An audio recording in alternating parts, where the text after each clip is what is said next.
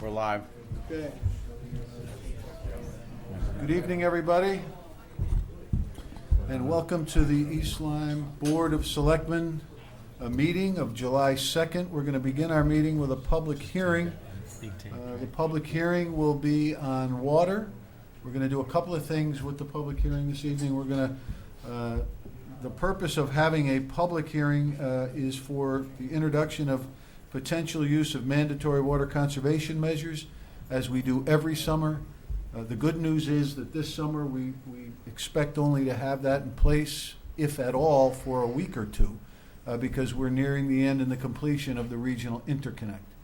So why don't we start with the Pledge of Allegiance, and then we'll give a brief update, and Brad Cargill, our water utility engineer, will help with this program. Chief, you want to lead us, please? Pledge allegiance to the flag of the United States of America and to the republic for which it stands, one nation, under God, indivisible, with liberty and justice for all. You're not live. Chief called them and said that they're up there. But, Okay. hey, Rob. Hello.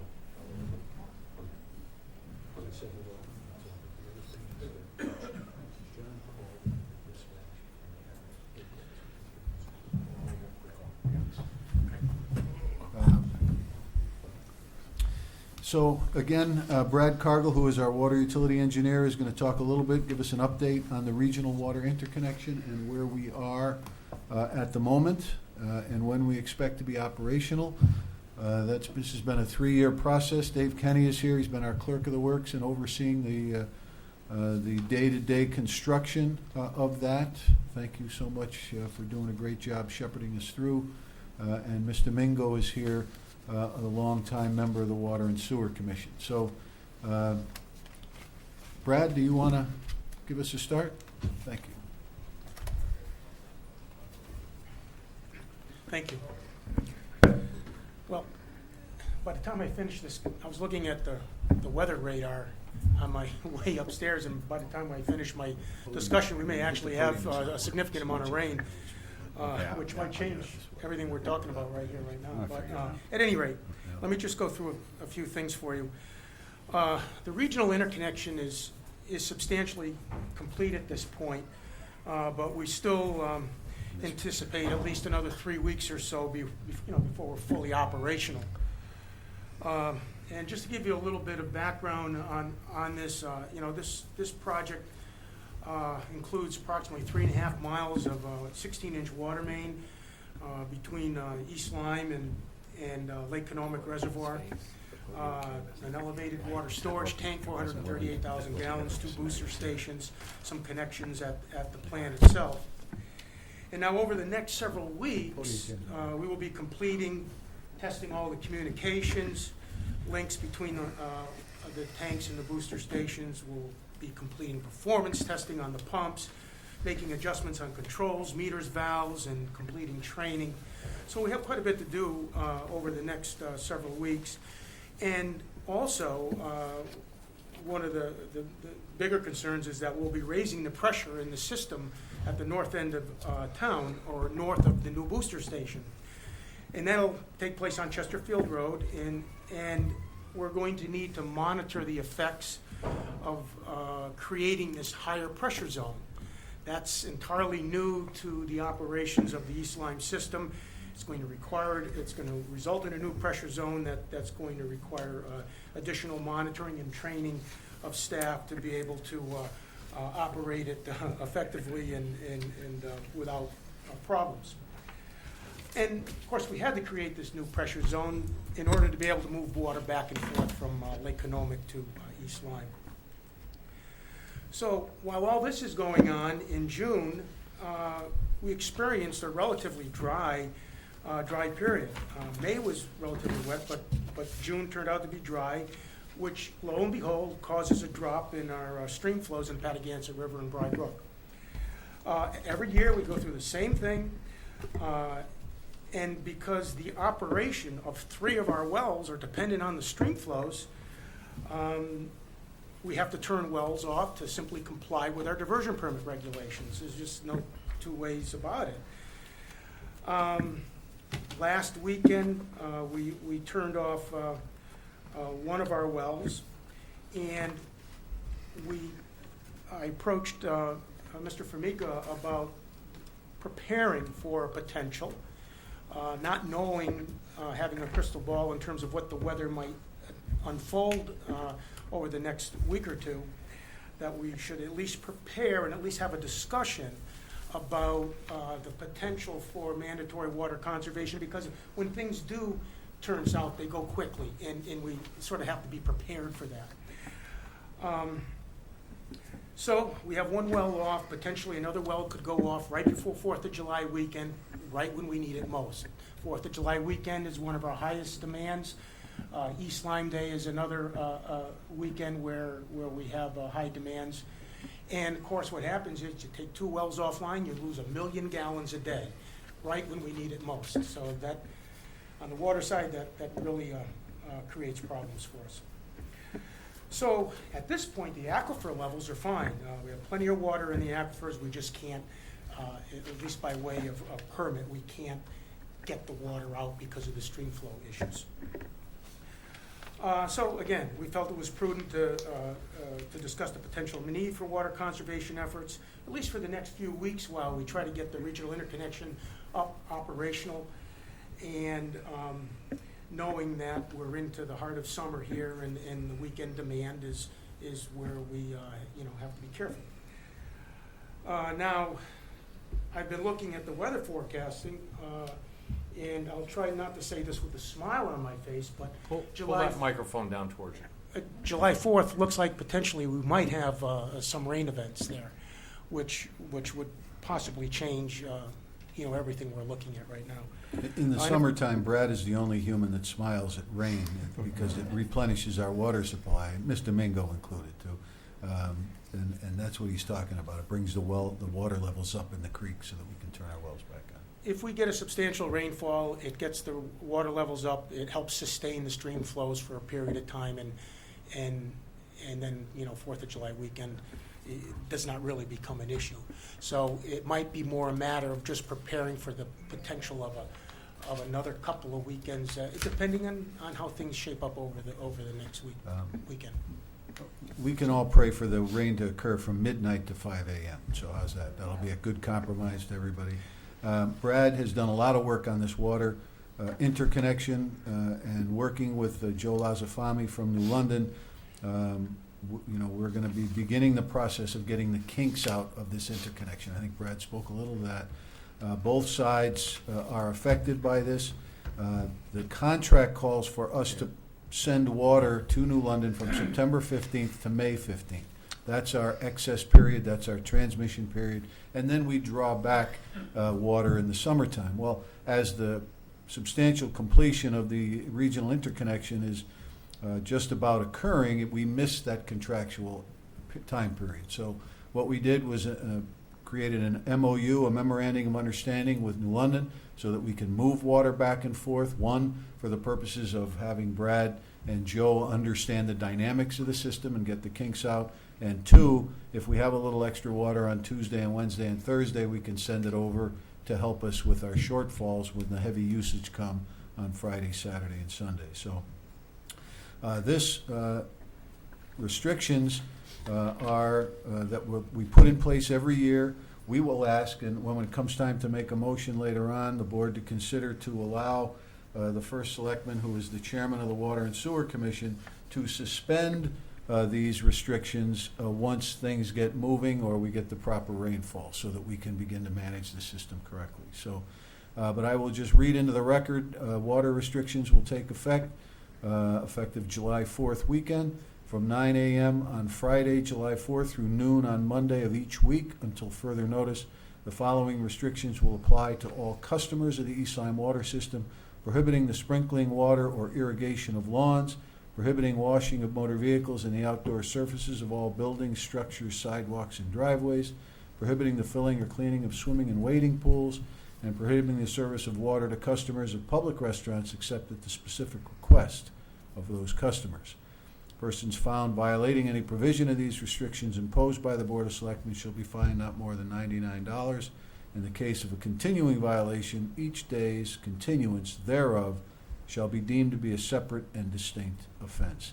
These restrictions are effective July 4th, 2014, and will remain in effect until further notice, and interested persons are invited to attend. This is the notice of the public hearing, and I have a copy of for the secretary of the ad that was placed in the London Day on June 28th. So this is done. So now this is a public hearing, and Brad is giving you some great background.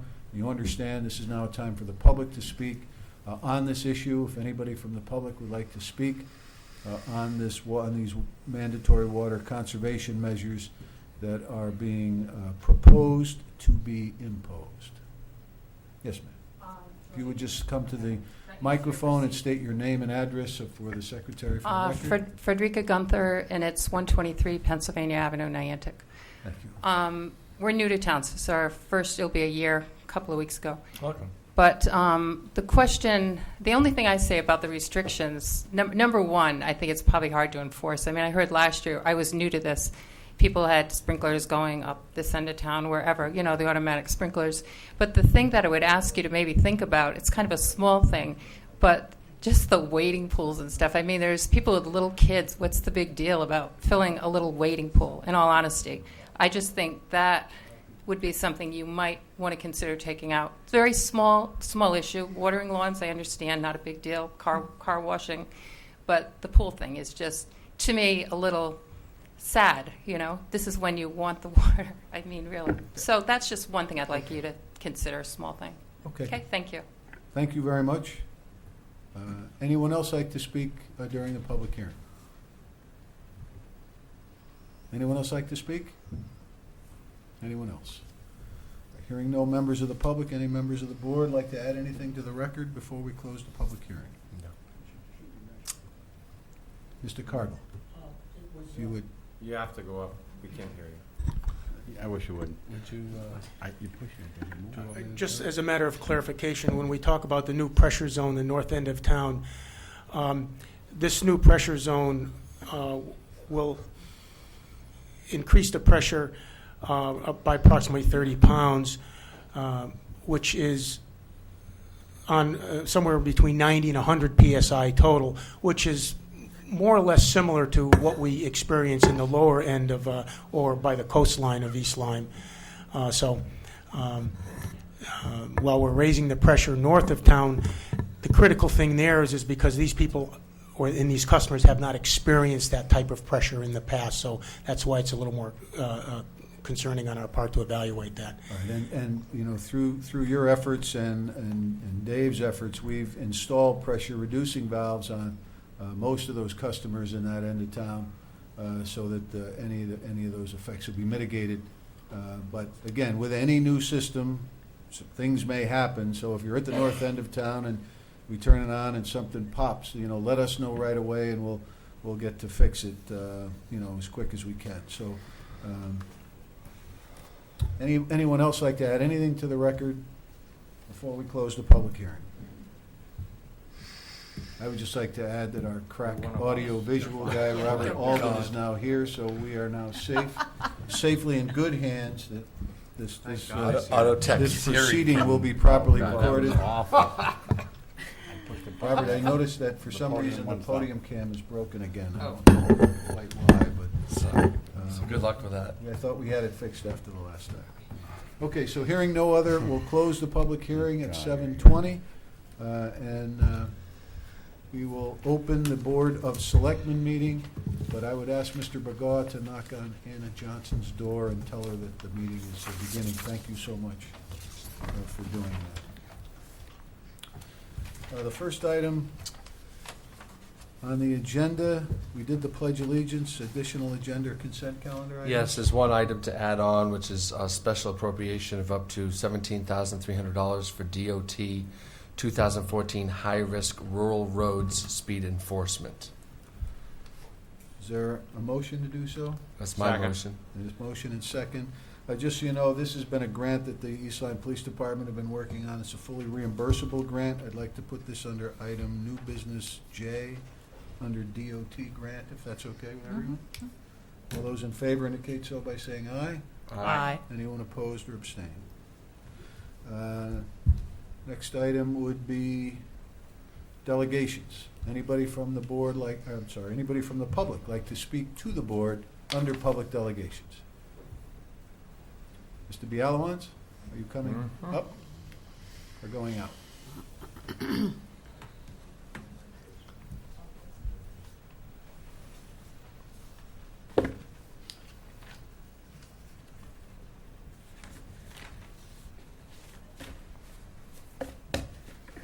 Good evening, Mr. Formica and other board members. Good evening, Mr. Bialowitz. My name is John Bialowans Jr. of 61 Walnut Hill Road, and I have some questions. My first question is about the damaged curbs on Walnut Hill Road. John, just pull Oh, that this- microphone a little Oh, bit down sorry. towards it. There you go. You're awesome. Thank Okay, you. thank you. Yep. I have spoken with the town engineer, Joe, and I have spoken with him today, and he said that he's going to come up and look at them. There was no damage to the curbs until CLP's crews arrived.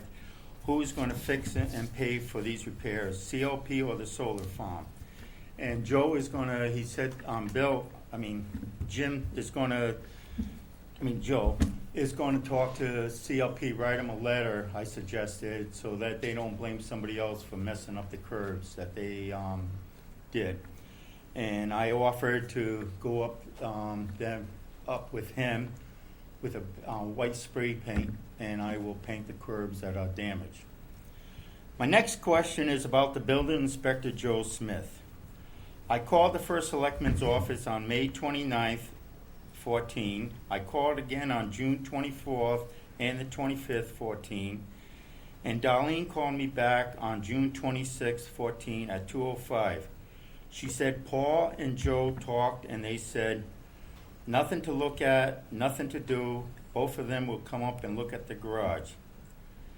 Since I was told by Darlene, the executive secretary, not the first selectman or the building inspector, what they said or decided, just like my grandmother always used to tell me, if you get an answer from a third party about anything, the other two are usually guilty or think it would be forgotten or go away. This isn't concerned about my garage. I drew up a plan for my garage and submitted it to Joe Smith. He listed 3 items to my plan to bring it up to code. They were 3-inch washers on the sill plate or strapping the sill plate to the wall studs, H2.5 clips to the joists, and strapping at the peak of the roof before the shingles are done. The item that was done was the strapping on the roof because I told the builder's crew to do it. The other 2 items were not done after I mentioned about them. I even got blamed for stealing the 3-inch washers from the builder. The funny thing is, when the builder left, one of his workers said he saw him put them in his truck. I could go on little more stuff about this, but my main concern is about the 2 items not done. I have talked with my insurance agent and the insurance company. They both said, even if I get a CO, I am still liable for not having the garage done to code. Because I acted as the GC on the job, I should have brought it to the builders and the inspector's attention. I have, and now I am in a lawsuit. The building inspector says there's nothing to do. I'm in the lawsuit now because the builder wanted to change our agreement that we had from the beginning to switch a machine for his work, and he pays the difference. He walked off the job, so I had someone else finish the job. I am in disagreement with the building inspector now. I have worked with Joe before and never had a problem with him. He wanted something done. I did it, no questions asked.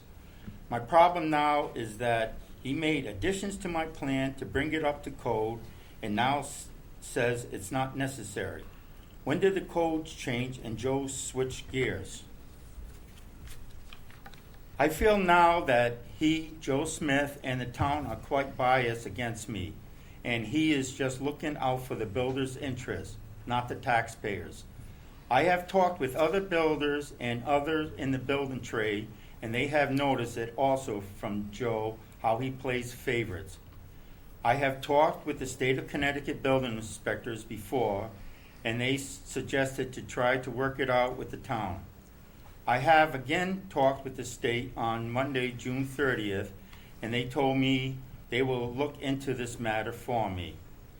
So since everyone in the town says it's okay, built to code after they say it's not needed now, the 3-inch washers and the H2 clips, it seems now it's their responsibility to prove it to me, also the state inspector when he's there, and also to take full responsibility of my garage. Not with a CO, but with something written down, signed, and dated, and filed at the town clerk's office. Thank you for your time and taking action on this matter. Thank you. And of course, I made copies for everybody. Thank you, Mr. Bialowitz. I know. And I will Just give for the Mr. record- Sperry the copy first because he was crying that I didn't give him the first copy last. How was Alaska? For the record, Mr. Bialowitz, I did go up and travel Walnut Hill Road, and I have a list of identified numbers where the broken curbs are for Mr. Burgaud to Yeah. dictate the Oh, CLP. well, no, thank you. That process is underway. Secondly, I directed Joe Smith to go up and inspect, but the builder has covered over the area. So I will send the Joe Smith up there and be prepared to have a builder there to take the garage apart so he can inspect the I'm property. starting to do it myself. Okay, that's I was fine. just waiting for the Um, state to give me a time. I'm happy to do it. I'm gonna send Joe Smith up there, as I've said before, but I do not have anything to do with the building inspections. No, I know that. Nor do It's I just that the qualify. idea is that You're it's more just, qualified. Right, it's you're- all you're good. talking It's in all, the it's middle, all good. It's all good. But it's just that the idea is Yeah, that. we're done with it. Thank you bring very this much. up here. We're never gonna get done with it until it's done. No, it's gonna be done. Well, I hope so. Yeah. I'm just not entering into the conflict that you have with your builder. I don't have a conflict with them. All right, we're moving on. We're moving on. If Thank you, do Mr. your job, then I will. Bialowitz. Anyone else like to speak under public delegations? Thank you. Hearing none. Next item, the approval of minutes of the meeting of June 4th, 2014. I'll make that motion. Second. Is there any discussion? Hearing none. All those in favor indicate so by saying aye. Aye. Anyone abstain or object? Consent calendar. Next item is the consent calendar. Move to approve consent calendar in the amount of $451.16 for this meeting, the meeting of July 2nd, 2014. Second. Motion is made, seconded. Is there a discussion? Hearing none. All those in favor indicate so by saying aye. Aye. Anyone opposed? Motion carries. Next item, discussion potential action care here. We're going to move this to a future agenda because the contract discussions with both attorneys' sides were unable to continue because of an illness of the care hair attorney, so kind of put us back. So we'll move this to the next month's agenda. Next is the discussion and the potential purchase of the Bayruther property. You have information on that in front of you? This is. what Here is she this? comes. Here she comes. This is, okay. This is an item, I think I have that already. Mr. Bialowitz. Oops, Yeah, sorry. that's right.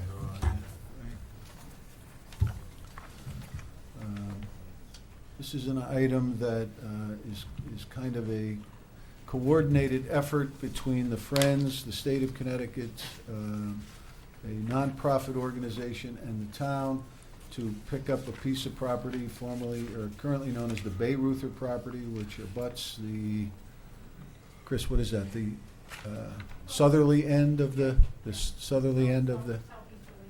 Okay. Have her come up and talk to us You wanna- about that, because it's hard for me to figure it all out. Okay. Chris Lambert, 10 Cove Hill Road, Niantic. I'm president of the Friends of Oswegatchie Hills Nature Preserve.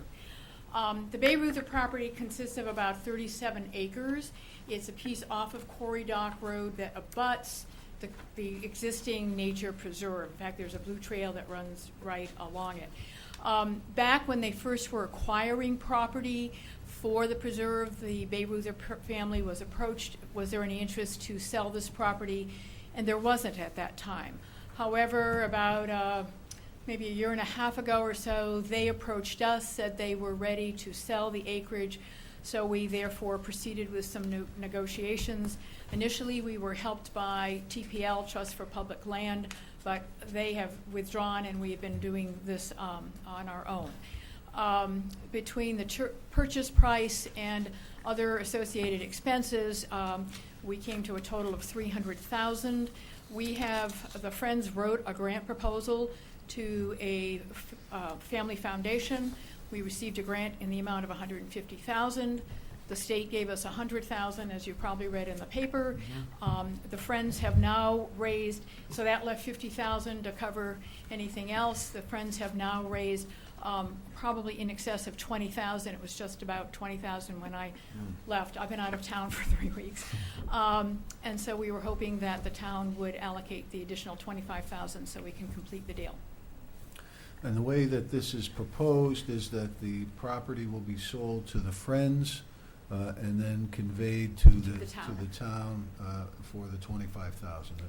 The $25,000 will come out of the open space fund. I think Anna is here to tell us exactly where that fund is. There is that cash available in the open space fund. This is the fund that was used many years ago to buy the property.